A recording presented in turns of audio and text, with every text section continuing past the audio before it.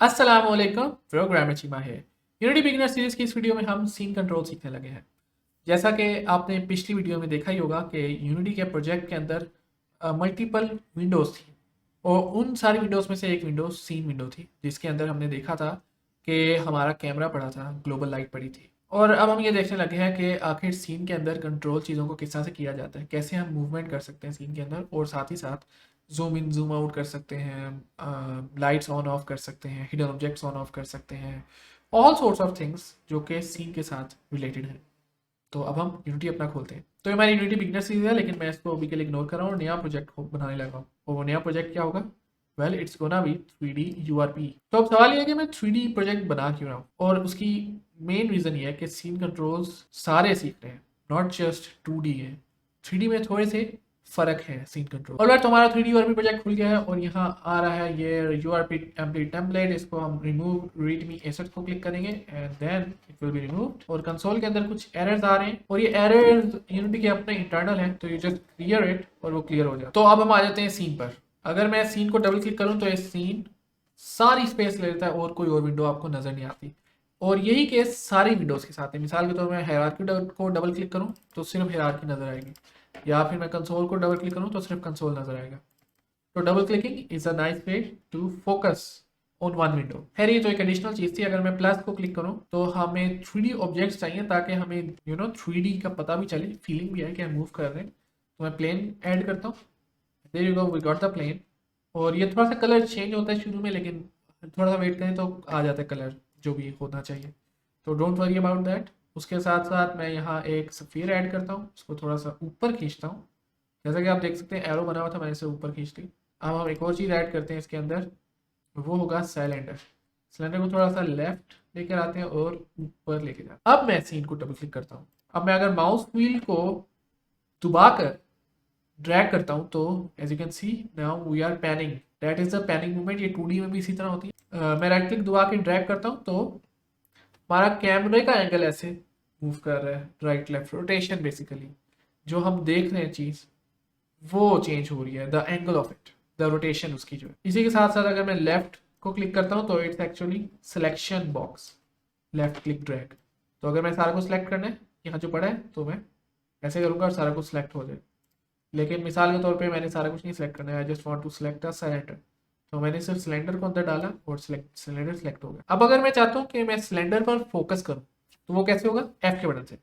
तो कीबोर्ड पे एफ दबाया और ये हमारा फोकस हो गया, कैमरा करीब आ गया। अगर मैंने पीछे आगे जाना है तो मैं माउस व्हील से जा सकता हूँ। माउस व्हील किया, जूम इन जूम आउट होता है 2D सीन में, लेकिन 3D में यू कैन से कि कैमरा पीछे जाता है, आगे जाता है। ब्लू से फॉरवर्ड, रेड से राइट, और ये है अप, ग्रीन से अप। अब अगर मैंने दो एक्सिस में एक साथ मूवमेंट करनी हो तो एज यू कैन सी कि यहाँ हमें मिल रहा है दिस द प्लेन्स छोटे छोटे। अगर मैं ग्रीन प्लेन को क्लिक दबाऊंगा तो रेड और ब्लू एक्सिस में मूव मैं कर सकूंगा अपने ऑब्जेक्ट को।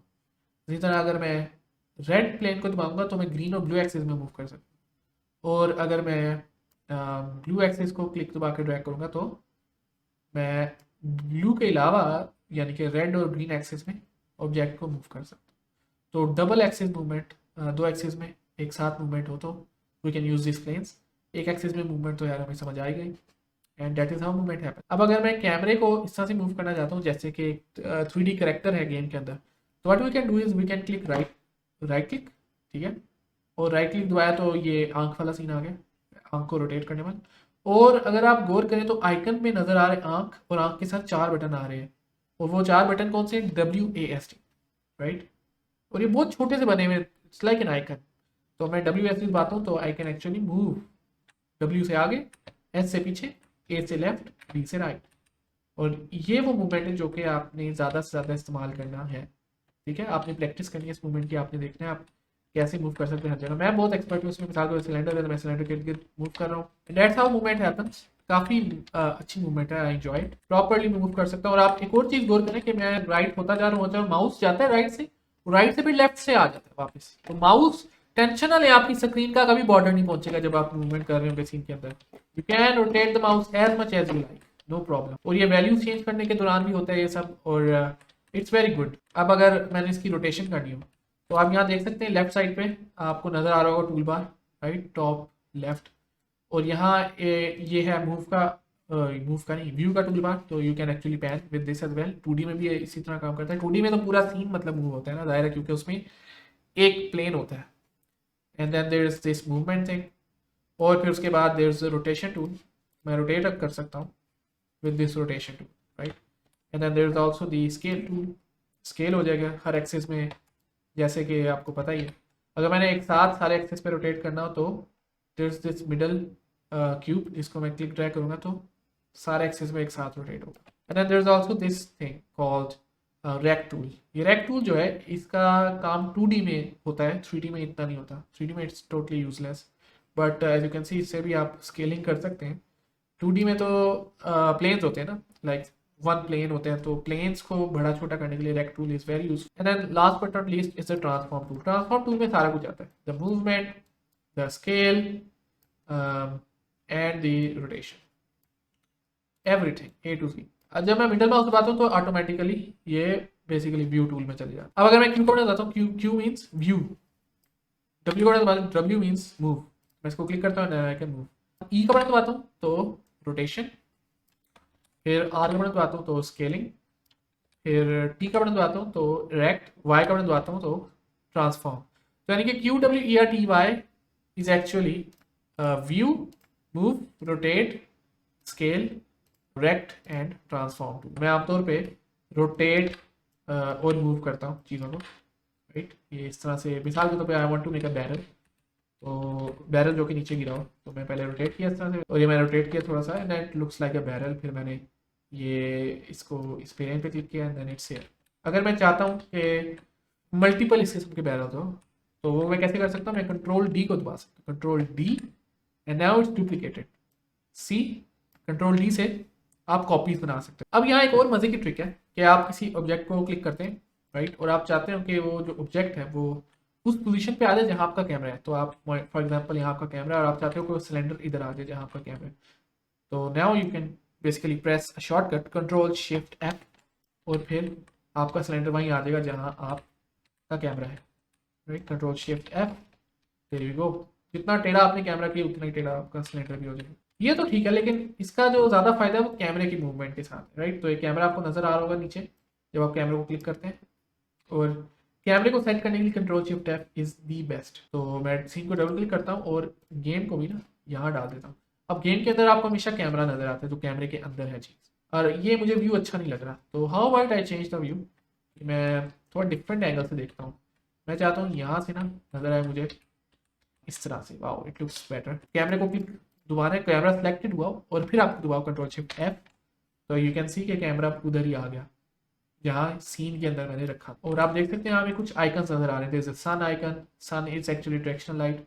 There is this camera icon, multiple icons नजर आ रहे हैं, वो आपकी व्यू डिस्टर्ब करेंगे। और कभी कभार आप ये चाहेंगे एज अ लेवल डिजाइनर के आपको नजर ना आए ये आइकन्स, तो इसके लिए आप टॉप राइट पे इसको क्लिक कर सकते हैं, the gizmo thing, and there you go. अब आपको नजर नहीं आ रहे, आप इनको क्लिक करेंगे फिर वो नजर आने लगे। उसी के साथ साथ आपको यहाँ एक और चीज़ दिखाता चलूँ कि लाइट का ऑप्शन है, लाइट ऑफ की, देयर यू गो। अब लाइटिंग का कोई इफेक्ट नहीं आ रहा जो डायरेक्शन लाइट का इफेक्ट था, लेकिन बेहतर इसको ऑन ही रखें। And then there is also this thing कि shaded view, and then there is a wire frame view. Wire frame में आप ये देख सकते हैं कि वर्टिसेस काउंट या वर्टिसेस कैसे हैं हर ऑब्जेक्ट के, ये भी एक व्यू है। और या फिर दोनों मिक्स, अगर गेम खेलनी है तो उसके लिए शेडिंग। बाकी और भी ऑप्शन है but let's not go into. There is also this audio thing कि सीन के अंदर ऑडियो ऑन हो या ऑफ हो, तो दैट्स आल्सो समथिंग। एंड यहाँ आ जाता है ये चीज़, स्काई बॉक्स रखते हैं, fog, फ्लेयर्स, post processing, particle systems, तो यहाँ ऑफ ऑन भी कर सकते हैं इनको भी। यानी कि अब आपको स्काई नहीं नज़र आ रहा आसमान, लेकिन अगर मैं ऑन कर दूंगा तो आपको स्काई नज़र आएगा along with some post processing as well. और अब यहाँ आ जाते हैं स्नैपिंग पे, कि अगर मैं इस ऑब्जेक्ट को फॉर एग्जाम्पल कंट्रोल दबा कर मूव करूँ तो यू कैन सी कि ये स्मूथ मूवमेंट नहीं कर रहा, मतलब ये रुक रुक के मूव कर रहा है, स्नैप हो रहा है। तो अगर मैंने यहाँ स्नैपिंग की मूवमेंट बदल ली हो, स्नैपिंग की वैल्यूज़, तो अब ये हर एक पॉइंट पर स्नैप होगा, हर एक पोजीशन चेंज होने पर स्नैप होगा। अब ये बड़ा हो गया स्नैप, बिकॉज 0.25 से 1 हो गया। तो मैं अगर इसको 10 करूँ तो यू विल बेटर अंडरस्टैंड कि क्या हो रहा है। इट्स स्नैपिंग एट 10, जो कि काफ़ी बड़ी वैल्यू है। कंट्रोल का बटन मैंने दबाया हुआ है, वरना नहीं होता स्नैप। तो दैट्स वन थिंग, हेयर्स को वापस 0.25 करेंगे। Same goes for rotation as well, कि अगर मैं रोटेट करना चाहूँ तो with the snapping it rotates. There is also this thing कि कौन सा प्लेन आपको नजर है, अभी वाई प्लेन नजर आ रहा है, तो मैं अगर इसको ऑफ कर दूँ तो यू कैन सी अब आपको कोई ग्रिड नहीं, प्लेन नहीं एक्चुअली ग्रिड कोई नहीं नजर आ रही। ग्रिड नजर आनी चाहिए तो आप इसको क्लिक कर दो। लेट्स सी कि अगर हम ग्रिड का चेंज कर सकते हैं, यस। तो this is now the X grid, right. इसी तरह there is also the G axis which is well, लेकिन हम आमतौर पे वाई ही रखते हैं। इन दो कंट्रोल्स पे जाते हैं, ये मोस्ट यूज्ड कंट्रोल्स हैं। तो अब मैं इसको रोटेशन पे सेट कर दिया, क्योंकि रोटेशन पे इसको समझना सबसे आसान है। This pivot and centre thing, तो मैं पिवट करता हूँ तो इट डज फाइन, और मैं सेंटर करता हूँ तो इट ऑल्सो डज फाइन। क्यों? क्योंकि पिवट और सेंटर दोनों सेम है इस ऑब्जेक्ट का। अगर मैंने इसका पिवट चेंज करना हो तो what I can do is, cylinder को मैं एक एम्प्टी पेरेंट के अंदर रख दूँ। अब इस सिलेंडर को मैं अगर थोड़ा सा मूव कर दूँ हेयर, तो आप ये देख सकते हैं कि game object well it shows over there, क्योंकि इट्स से सेंटर। लेकिन अगर मैं पिवट करूँ तो ये देखें अब ये डिफरेंट पोजीशन पर है, क्योंकि पिवट डिफरेंट है। तो अगर मैं यहाँ से रोटेट करूँ तो it's not rotating from the centre, it's rotating from the pivot. अगर मैं सिलेंडर को, गेम ऑब्जेक्ट को ही, पेरेंट को ही सेलेक्ट करे रखूँ और मैं यहाँ सेंटर कर दूँ पिवट की बजाय, और फिर रोटेट करूँ तो it's rotating from the centre not from the pivot. लेकिन अगर मैंने पिवट से करना हो तो there you go, it is from the pivot now. तो ग्लोबल लोकल क्या चीज़ है? Well that is important. मैं यहाँ पर एक और ऑब्जेक्ट बनाता हूँ प्लस का बटन दबा के, और लेट्स गो फॉर कैप्सूल। तो ये कैप्सूल है, मैं इसका स्केल थोड़ा बड़ा कर देता हूँ और अब मैं इसको थोड़ा सा रोटेट करता हूँ। Let's rotate a little. तो ये देखें, रोटेट करने के बाद भी आप देख सकते हैं कि इसका अप ही है और फॉरवर्ड ही है एंड राइट ही। लेकिन अगर मैं ग्लोबल की बजाय लोकल करूँ, यू कैन सी कि जो रोटेशन हुई है उस रोटेशन के हिसाब से इसका अप चेंज हो गया, इसका फॉरवर्ड चेंज हो गया, इसका राइट चेंज हो गया।